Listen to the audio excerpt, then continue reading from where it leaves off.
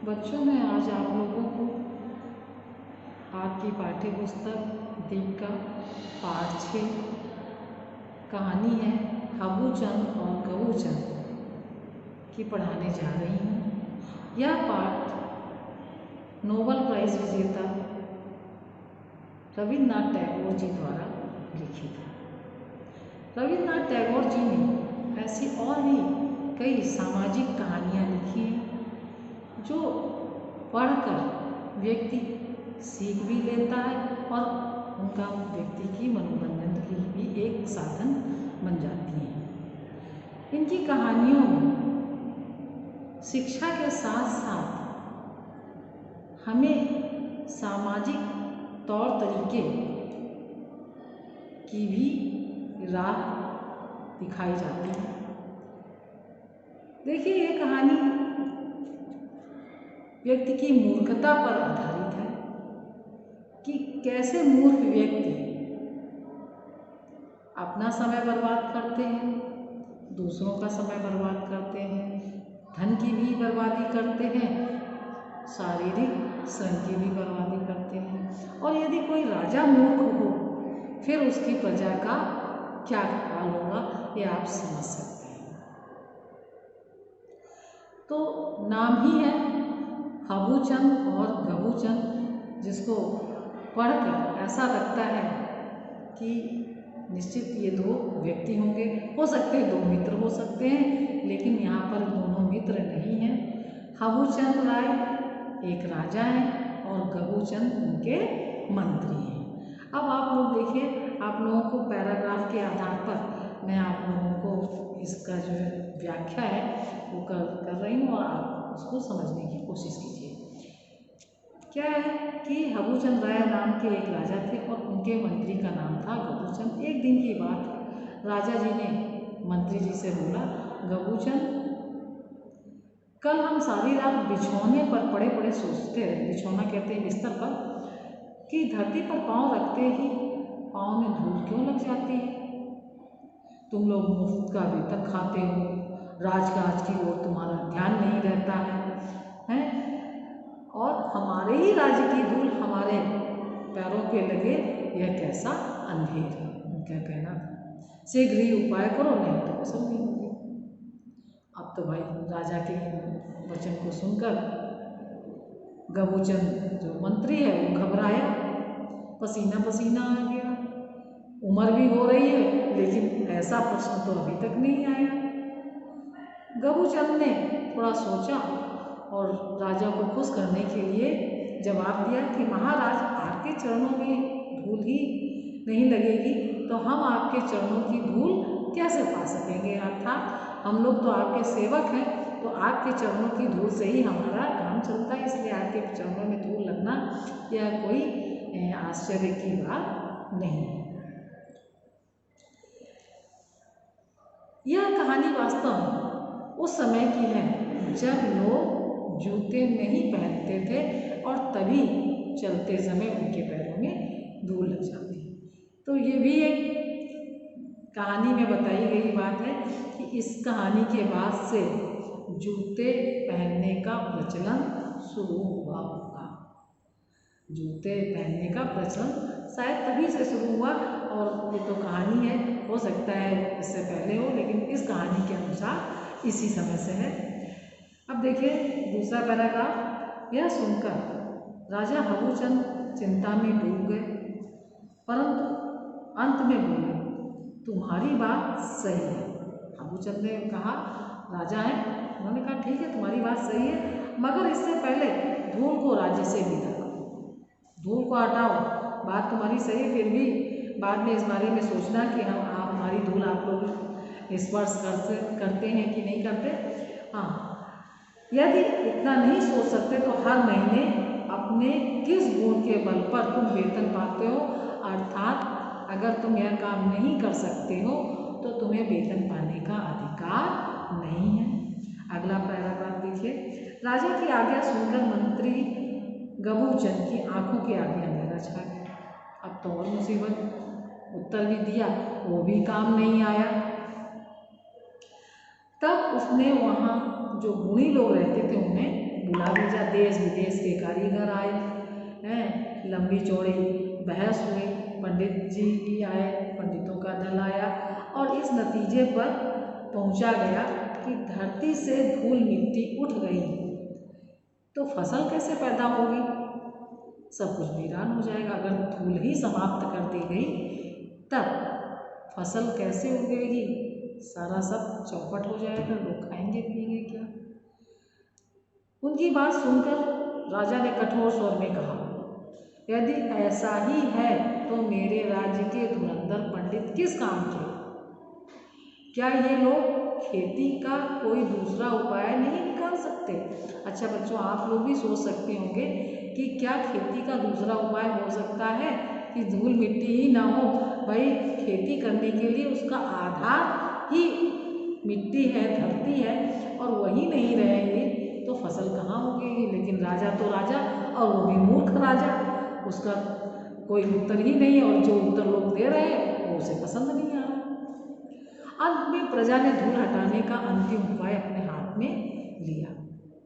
देश भर के बाजारों से 17.5 लाख झाड़ू खरीदे गए। झाड़ुओं की झाड़ फटकार से ऐसी धूल उड़ी, ऐसी धूल उड़ी, धूल के बादल जो हैं सारे संसार में फैल गए और उससे सूर्य की प्रकाश की रोशनी भी कम होने लगी। अब तो राजा और गुस्सा हुआ, खुद मूर्ख और दूसरों से कहा क्या है, धूल हटाने के बदले तुम सब मूर्खों ने संसार को और भी धूल से भर दिया। और सही भी बात है, अगर भाई सब लोग झाड़ू एक साथ लगाएंगे तो धूल उड़ेगी, और भी ज़्यादा उड़ेगी। अब तो और ज़्यादा पैरों में, अभी तक तो पैरों में भी लग रही, तब तो सांस के द्वारा भी जा रही। तब 21 लाख भिस्तियों की टोलियों पर मशक लटकाए पानी के लिए दौड़े। भिस्ती बच्चों एक जैसे हम लोग के यहाँ माली होते हैं, पानी डालते हैं, वैसे ही भिस्ती भी पहले ज़माने में होते थे। राजाओं के साथ वो भी काम करते थे, क्योंकि पानी जो है कुएं तालाब से लाने का काम होता था, नलों में तब ऐसी व्यवस्था नहीं थी। तो और मशक होता है चमड़े का बना हुआ एक थैला जिसमें पानी भरा जाता है। अब वो ताल तलैयों से सब में से पानी ले लिया गया।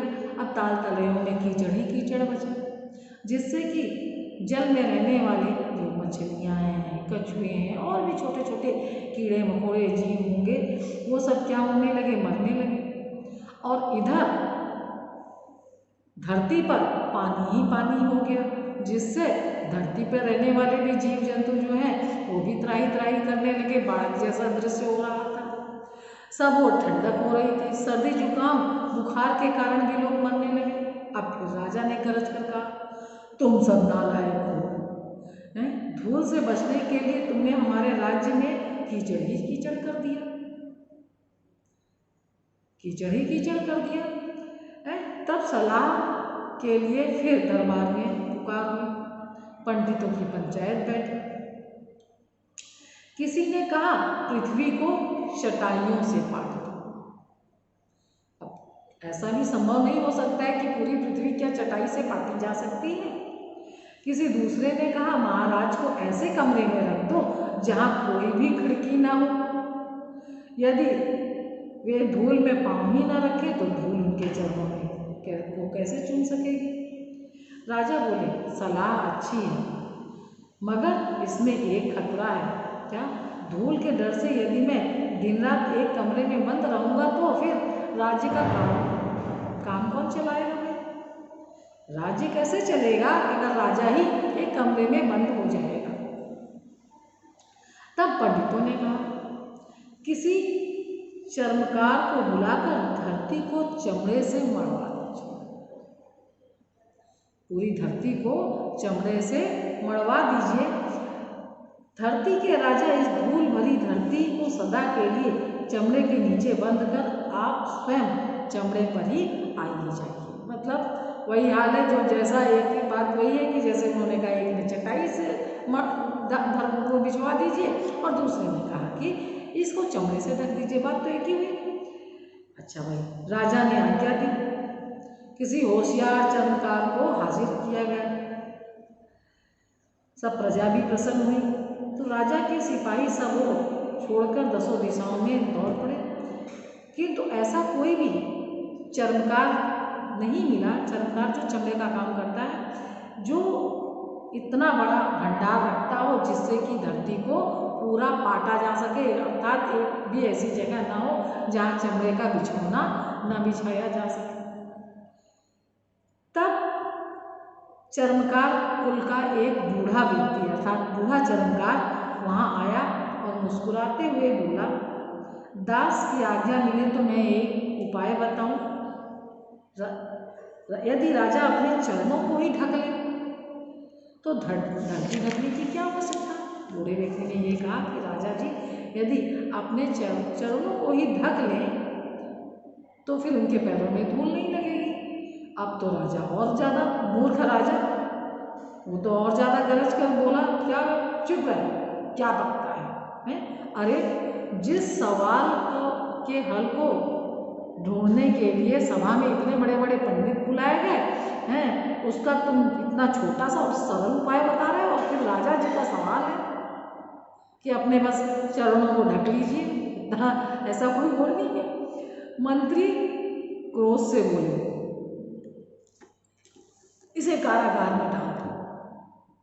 बूढ़े चर्मकार को राजा की चापलूसी करते हुए बूढ़ा चर्मकार अब क्या करता, यह सब अनसुनी करके जान रहा था कि कहीं डाल दिए गए कारागार में फिर क्या होगा, तो वो सब ये सब अनसुनी करते हुए उसने बड़ी विनम्रता से राजा के पास बैठ गया और क्या कहा कि महाराज क्या है, धीरे धीरे चमड़े के आवरण से उसने महाराज के पैरों को ढक दिया। उसने कुछ बोला सुना नहीं है, वहीं बैठ गया और उसने उनके चरणों को ढक दिया और महाराज से धूल पर चलने की प्रार्थना की। अगर वो थोड़ा भी तेजी में बोलता कोई उसकी बात नहीं सुनता। महाराज जब थोड़ा बहुत और उनसे कहा कि भाई जरा धूल में चलिए, जब चले और इसके बाद जब चमड़े का वो आवरण हटा दिया तो देखा कि उनके पैरों में जरा भी धूल नहीं लगी। सबने भी ये बात देखी, आश्चर्यचकित हुए सब लोग। अब मंत्री गबूचंद ने झेंपते हुए कहा, थोड़ा मंत्री भी ये सोच रहा था कि यही बात मैं भी कह दूं, लेकिन लोग समय पर वो बात नहीं कह पाते हैं, मौका निकल जाता है। दूसरी बात, जैसे राजा ने उसको ही झड़प दिया था पूरे चर्मकार को, तो अगर गबूचंद के जो मंत्री हैं गबूचंद, अगर उन्होंने ये बात कही होती तो शायद राजा उनको भी झड़क देते। तो कह रहे कि झेपते हुए कहा, बात तो पहले से ही मेरे मन में थी, मगर इस चर्मकार ने कैसे भांप लिया, इस चर्मकार को कैसे पता चल गया कि ये बात जो है उचित है।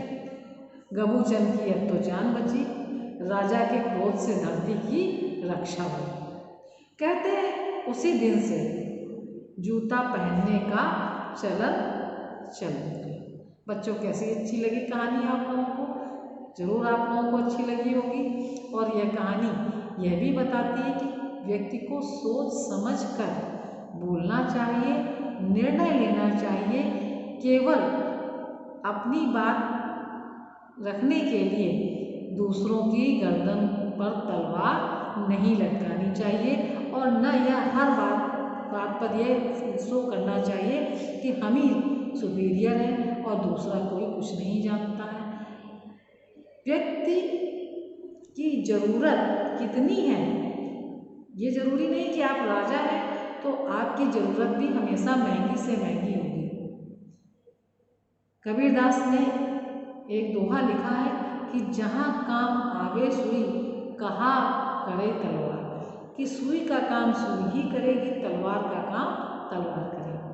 तो रविन्द्रनाथ टैगोर जी की इस कहानी से यह भी हमें समझ में आता है कि शायद पहले व्यक्तियों को जूता पहनने की समझ नहीं थी और तब से जूता पहनने का प्रचलन हुआ, जिससे हमारे पैरों की सुरक्षा भी हुई और हमारा कामकाज में जो दुविधाएं आती थी वो भी समाप्त हुई और हमारा काम बड़ी आसानी से होने लगा। हमारे पैरों की सुरक्षा जो है धूप, गर्मी, कांटे सभी से ठीक है बच्चों, इस पाठ का जो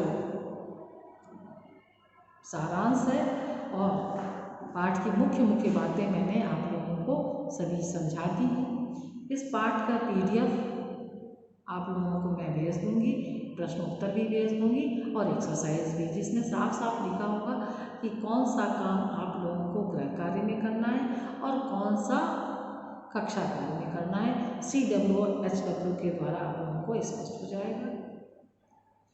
धन्यवाद।